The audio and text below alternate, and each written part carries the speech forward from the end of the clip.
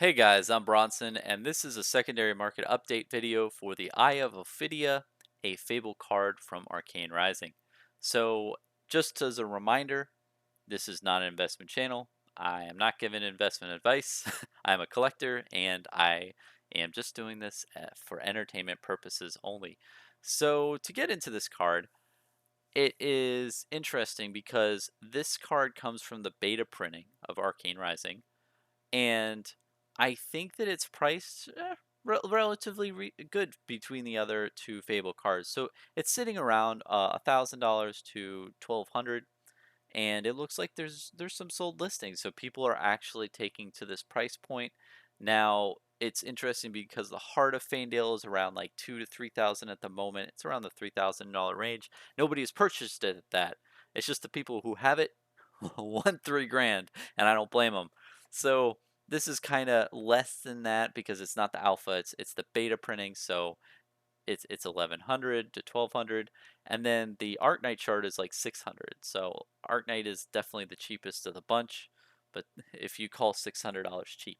Now, I think that this card is all right. I mean, you get to opt one, meaning you get to see the top card of your deck and you get to put it on the bottom if you so choose when you pitch this card, which is it's good, but at the end of the day, I feel like I want to convey on all of my Fable card videos is that these cards have not seen too much pro play, and I think long term there will be an erosion of mystique and erosion of how good these cards are.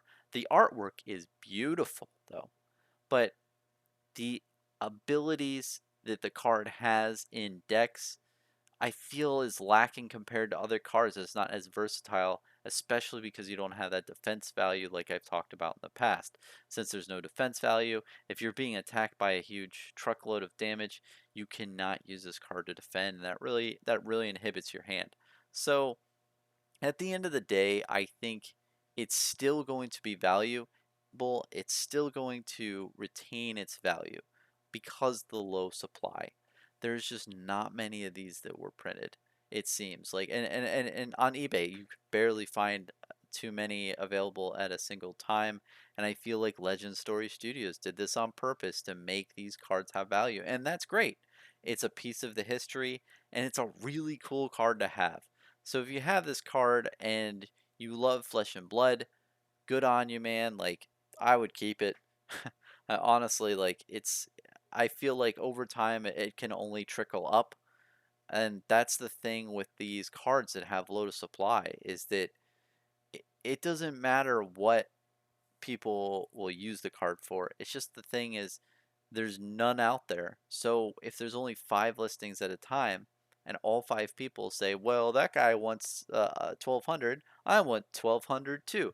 And there's no one else who has the card that's going to be like, well, I have this card, but I'll take 800 for it.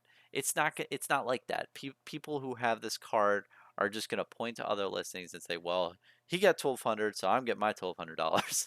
And it's gonna be like that. Whereas if you have an, let's say for example, you have another card, right, that has 400,000 quantity in existence. There's gonna be people who are gonna undercut the other people until the card drops all the way down to a really low price. When you have cards like this that have supposed, and I feel like this is true, the supposed print run of under 1,000 cards, then you have a situation where people aren't as willing to get rid of their card at a lower price. There's not as much competition to undercut.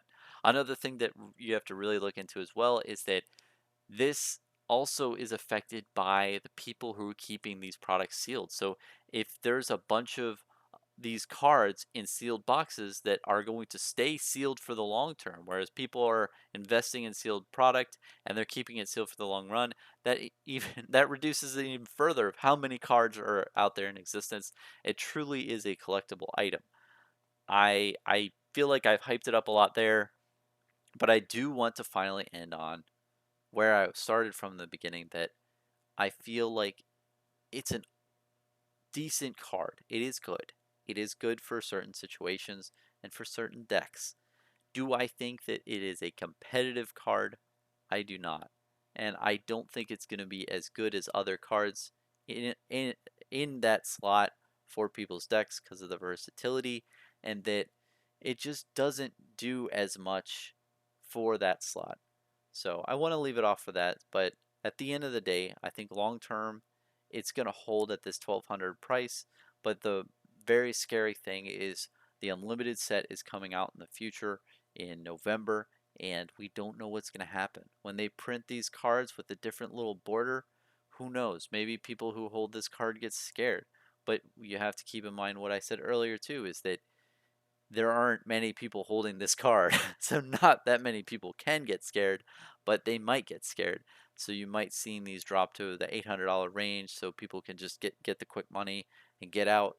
But it's going to be interesting to see where these cards go. But if you if I had this card, I love Flesh and Blood, and I think it's gonna last us a long term. I would personally keep it because I just love the game, and if you love the game, then you know it's a beautiful card, and you have something special. And yeah, that's about it for the Eye of Ophidia currently. Um, Again, this is not investment advice or any type of advice or an investment channel. Doing this for entertainment. Want to entertain you guys. I'm a collector, and thanks for watching.